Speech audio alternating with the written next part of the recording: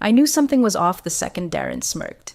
He always smirked when he was about to screw someone, like he got a bonus every time he gutted another department. We were crammed in the over-air conditioned conference room, operations, procurement, half of finance, all of us holding empty mugs and pretending this wasn't another cost alignment ambush. He stood at the front like a game show host, all teeth and spreadsheets, and said it. Bonuses this year are being reevaluated. Margin pressure. You know how it is. I swear, the air left the room.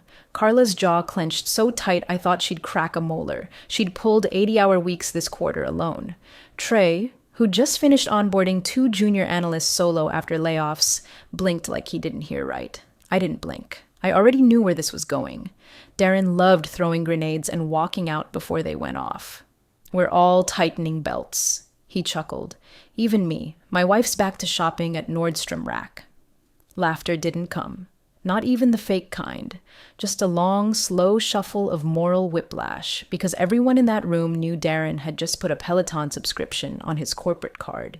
He was the same guy who expensed $3,200 for a vendor outreach dinner that somehow took place at a steakhouse 45 minutes from our HQ with his brother-in-law's consulting firm. I knew because I saw the line item in the internal log no one else pays attention to. But I always pay attention. That's my job. I'm the one they come to when the printer stops working, when a pivot table eats their budget, when someone accidentally deletes the CapEx model. I'm not flashy. I don't golf with the VPs. I just keep the engine running, and apparently we're the first ones you gut when you need margin improvement. If you're still here and you've ever had a boss like Darren, one who smiles while he slices, do me a favor. Like this video and hit subscribe. Over 97% of you listen without subscribing, and trust me, that small click helps us expose more Darrens than you think. And believe me, there's always another Darren. Back in that room, I watched Carla's eyes well up. She's a single mom. Her bonus pays for her son's speech therapy. Trey just took on a mortgage. They don't know about Darren's private equity pet projects, or his side deals with a logistics vendor we accidentally renewed twice. But I do. I've got them backed up. Hell, I've got a private folder labeled CFO Wonderland. Screenshots, invoice patterns, offshore disbursements buried in market testing. I didn't speak up in the meeting. No raised hand, no sarcastic comment.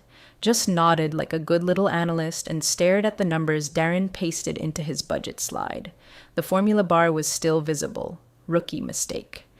I saw the linked sheet. It wasn't the actual budget. It was a padded version. Pretty little lie he planned to feed investor relations.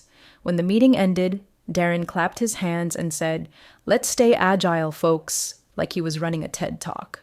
No one moved. Not right away. We all just sat there, silently digesting the insult. Carla grabbed her bag, muttered something about daycare, and left without looking back. Trey opened a spreadsheet and just stared at it like it was written in Sanskrit. I turned off my monitor.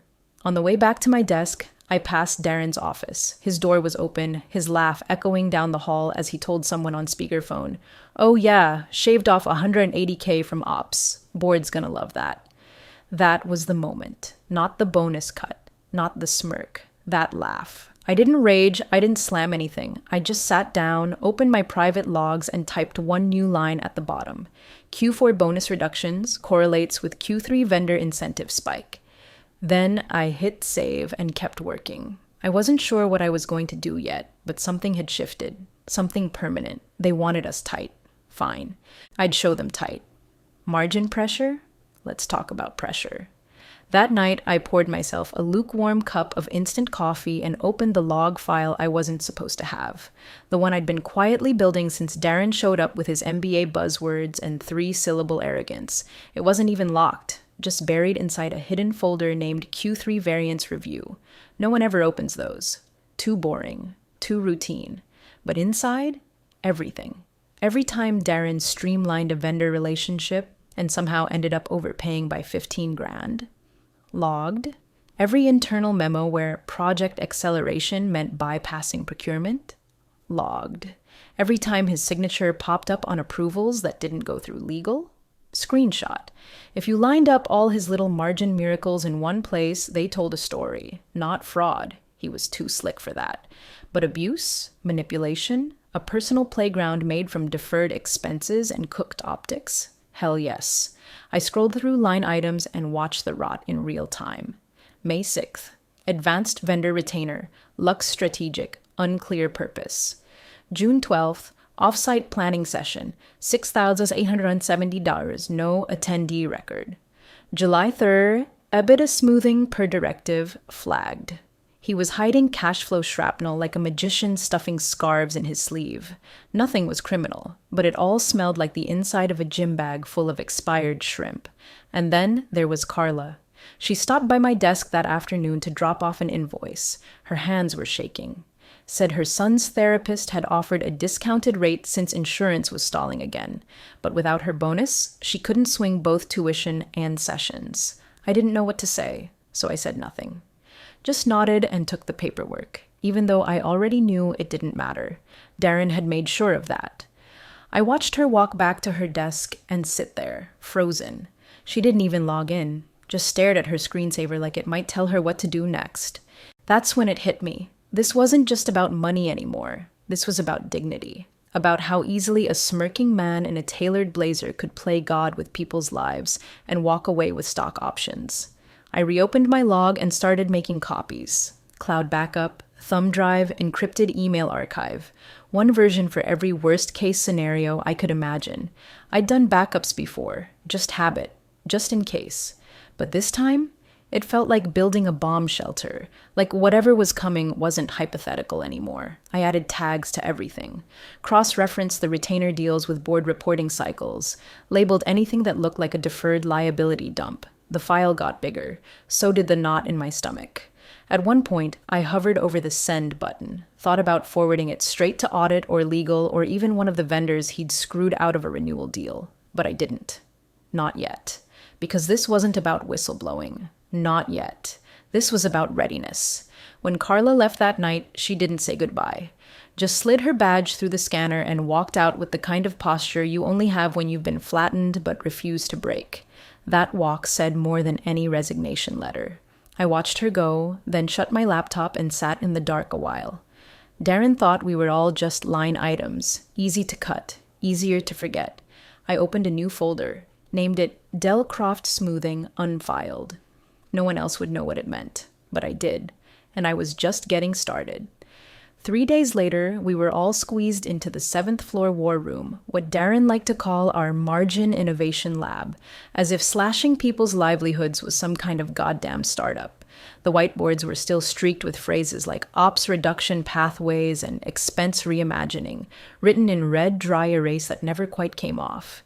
The air smelled like burnt coffee and suppressed rage. Darren swaggered in late with a protein shake in one hand and an iPad in the other, looking like a finance bro cosplay version of Steve Jobs.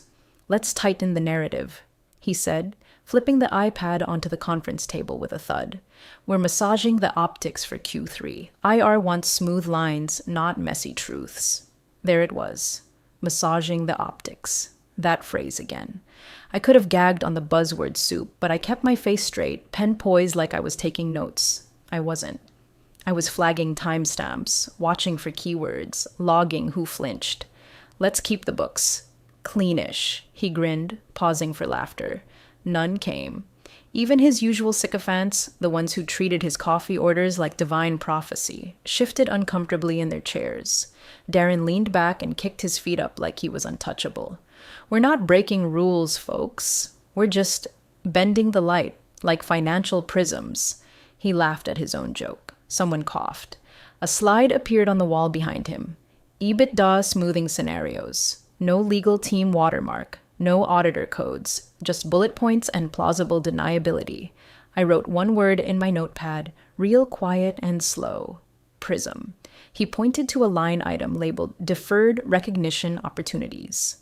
That was his pet phrase for, let's hide this crap until next quarter and hope no one notices.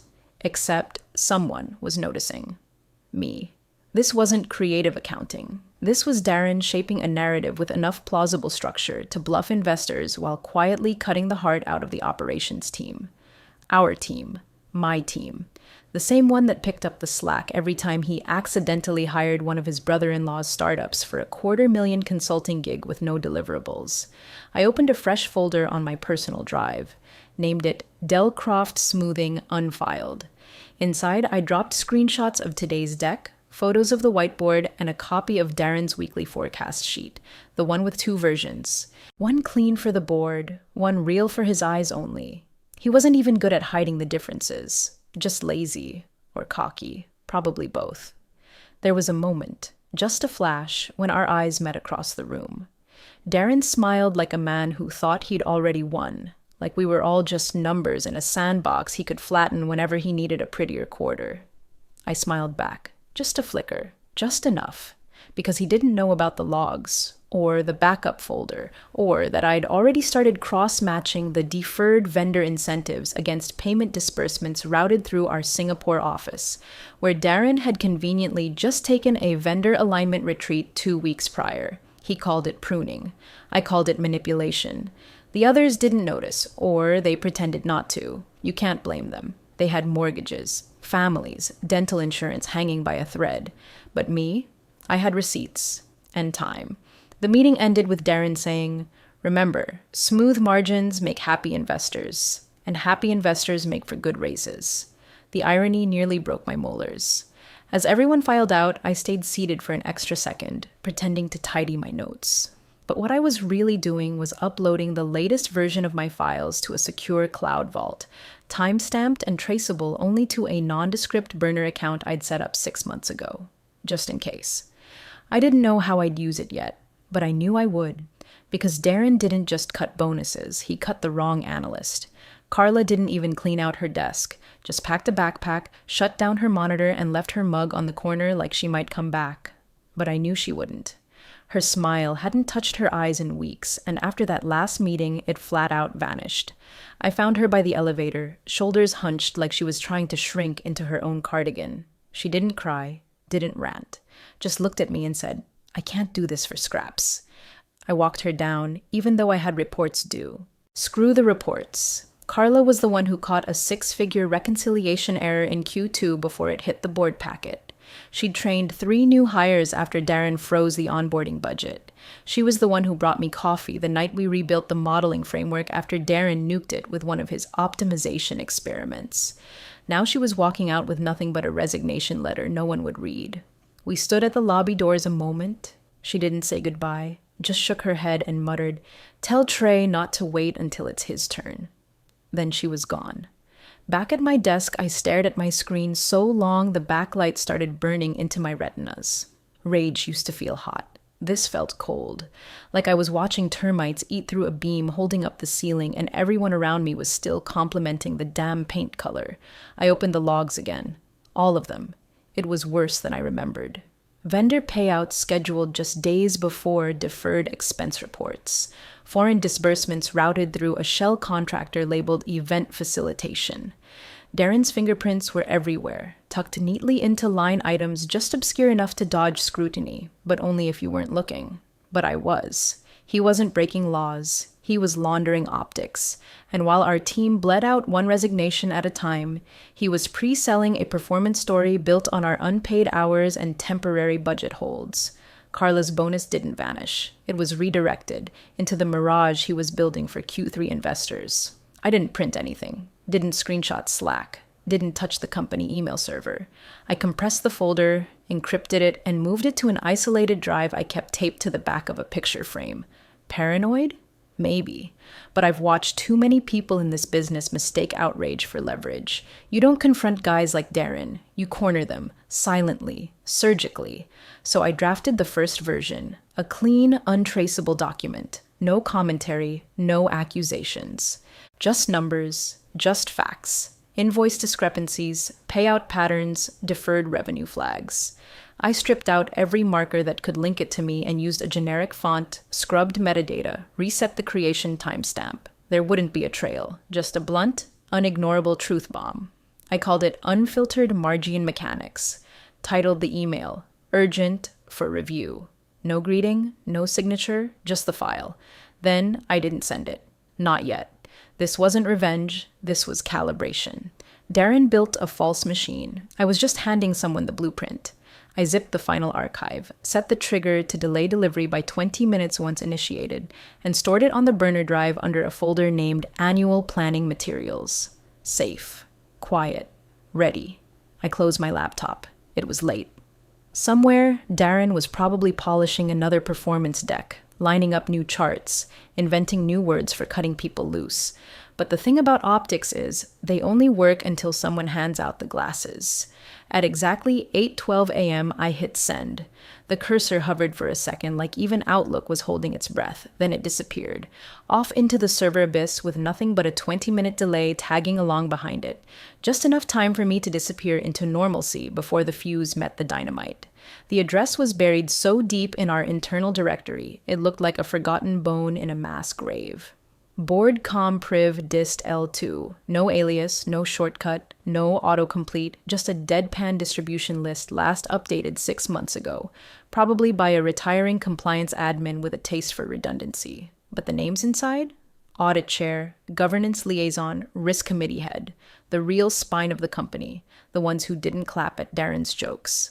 I stripped everything clean. No headers, no signatures, no forwarding trails. Just a blunt document, attached to a plain text message that said, attached, irregular vendor activity logs, plus deferred expense flags, Q1, Q3. Review for compliance alignment prior to next IR briefing. That's it. No drama, no flair, just enough to crack the dam. Once the timer started, I stood up, shut my laptop like I was clocking out of a Zoom call, and walked to the kitchen for coffee.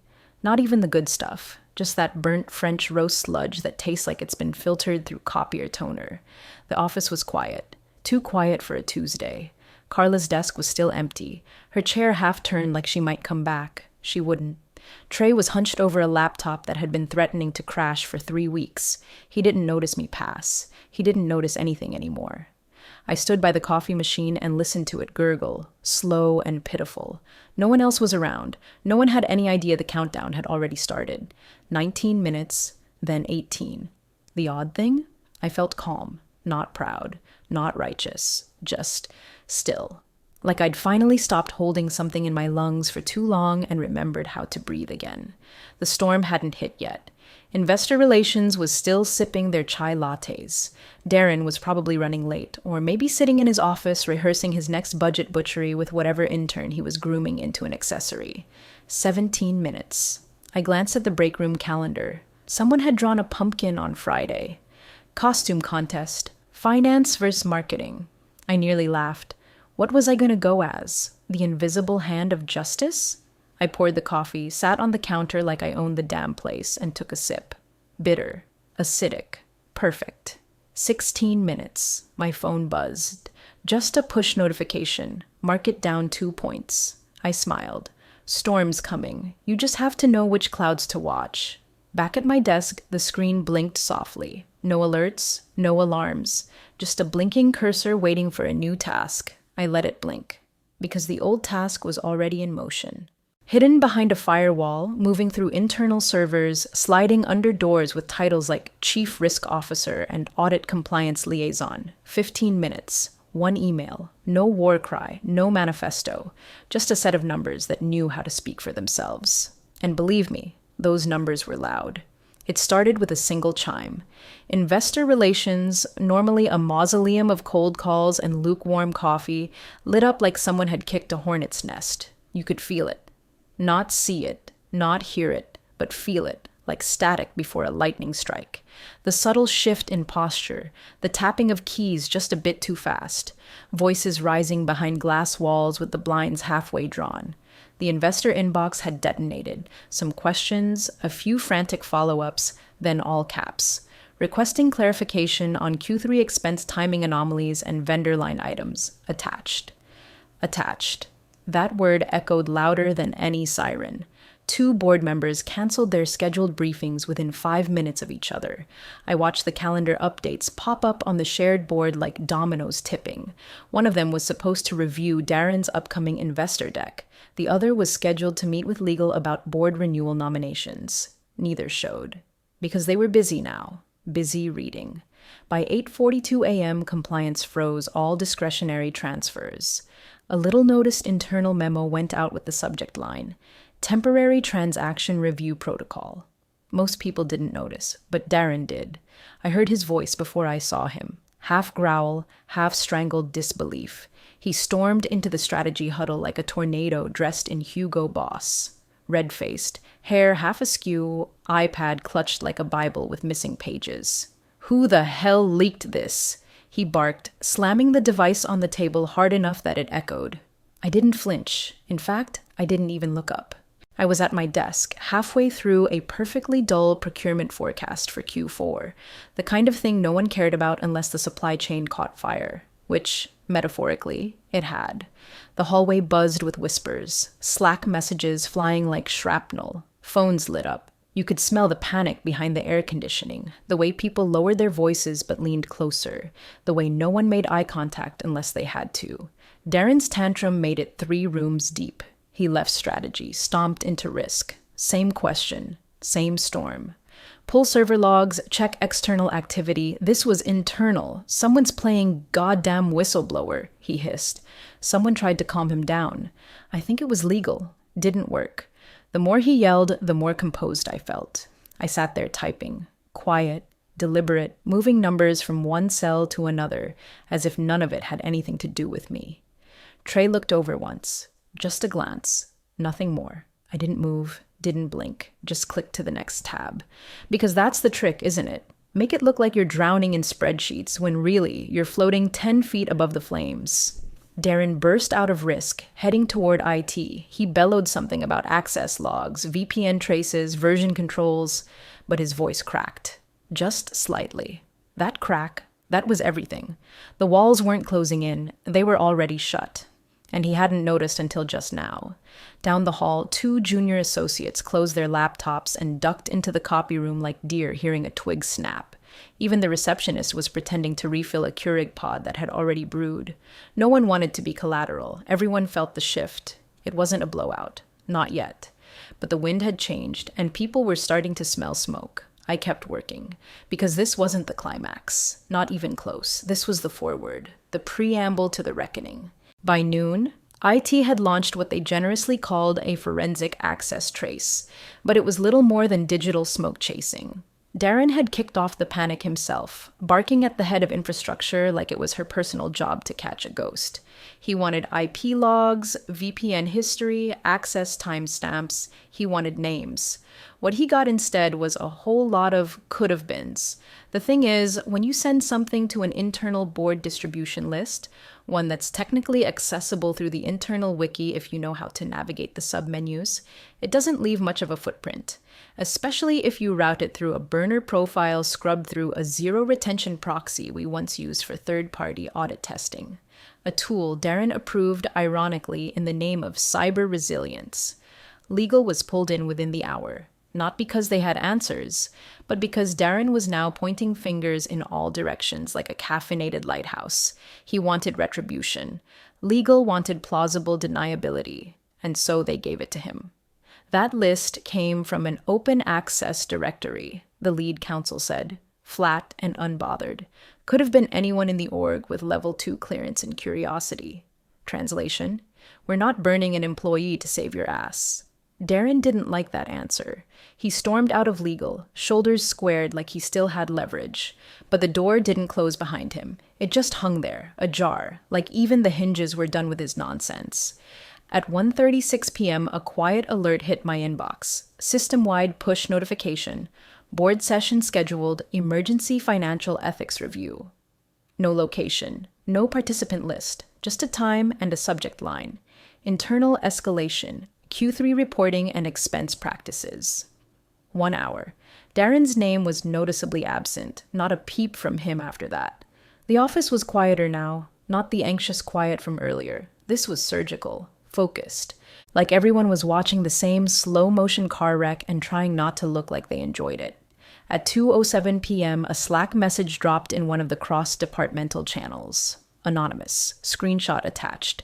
A snippet of an internal email marked confidential in red at the top, forwarded one too many times. No names, just one perfect sentence.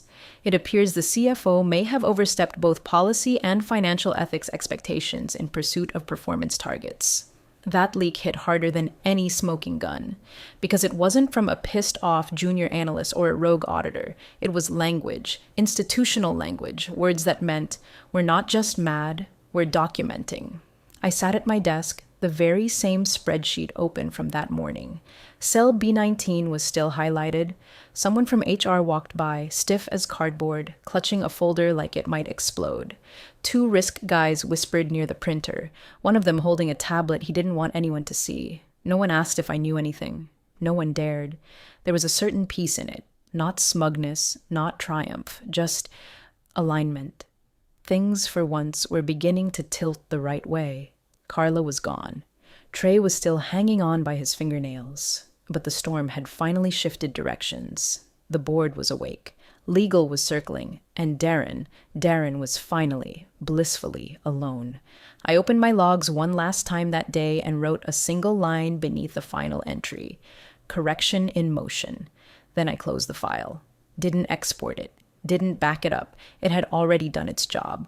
The message came in after dark, long after most of the office had cleared out, except for the poor souls still clinging to the illusion that working late might earn back their job security. My monitor dimmed to screensaver just as the email popped through. No subject line, just a direct message from an internal relay address I didn't recognize, sent through the audit server with elevated clearance. I opened it. Would you consider a transfer to the oversight subcommittee? That was it. No greeting, no signature, no "we know what you did" or "your actions were appreciated."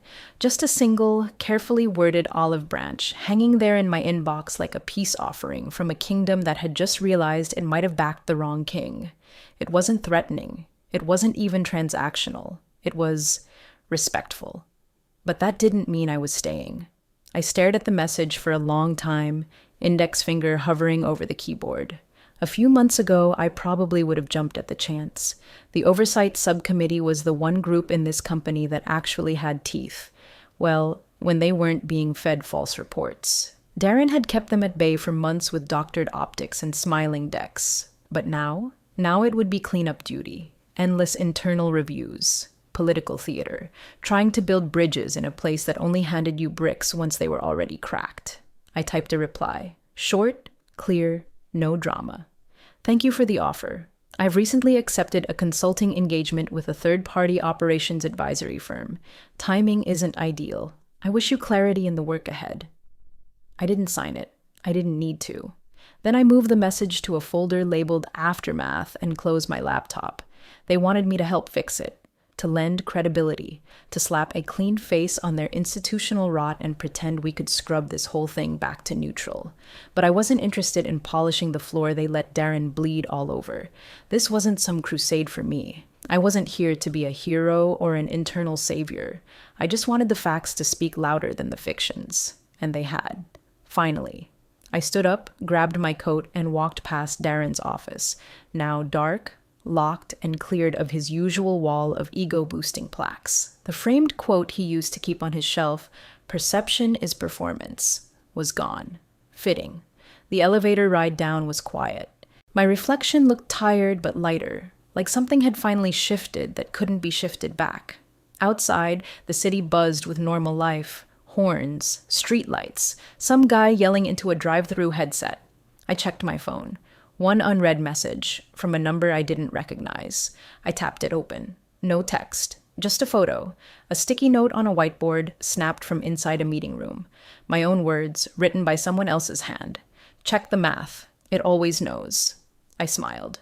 Brief, genuine. They'd heard me, maybe not by name, but by echo. And that was enough. The cafe was nothing special. Fluorescent menu board, cracked tile near the register, and a barista who looked like she'd rather be anywhere else. But the coffee was strong, the Wi-Fi was stable, and no one knew my name. That made it perfect. I picked the corner table by the window, same spot I'd claimed every morning since signing the new consulting agreement. Different badge, different logo, different set of sharks swimming in nicer suits. But here, just me, a laptop, and a ceramic mug warming both my hands and the last shred of patience I had left for corporate theater. I logged into my new inbox, subject lines stacked up already. Vendor audit request, forecasting model draft, internal P&L tuning, same game, new arena. Only this time, I picked the seat before the table was even built. Midway through the fourth email, a news alert slid across the corner of my screen. I didn't have to click it. The headline said it all. Del Croft, CFO resigns amid margin probe. Board cites breach of ethical alignment. I leaned back, exhaled slowly. Not a dramatic breath, just one that finally had space to leave my body. So Darren was out, not with a bang. No press conference, no stepping down to pursue personal interests. Just a sterile exit, buried under board speak and time-stamped PDFs. Perfect. He wouldn't get to frame the narrative.